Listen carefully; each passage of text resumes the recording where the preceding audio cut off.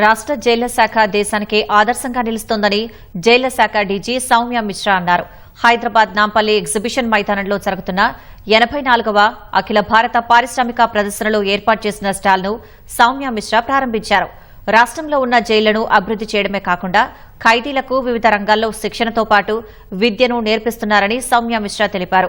జైలుకు వచ్చిన ఖైదీలు మంచి మార్పుతో బయటకు వెళ్తున్నారని తెలిపారు.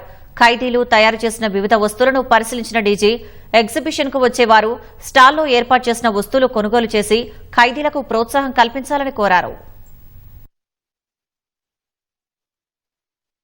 ఇక్కడ మా ప్రిజన్ లో ఉన్న ఇన్మేట్స్ తయారు చేసిన ప్రొడక్ట్స్ అన్ని మేము ఇక్కడ ఎగ్జిబిట్ చేస్తాము, ప్లస్ సేల్ చేస్తాం. అండ్ ఇక్కడ చేసిన ప్రొడక్ట్స్ అన్ని government pays wages to the prisoners for that. So వాళ్ళు కూడా బెనిఫిట్ అవుతారు. మార్కెట్ తో కంపేర్ చేస్తే ఆల్మోస్ట్ 30 to 40% లెస్ ప్రైస్ లో ఇది సేల్ అవుతుంది. మాకు ఎవ్రీ ప్లేస్ స్టేట్ లో మై నేషన్ అవుట్లెట్ అని ఉన్నాయి.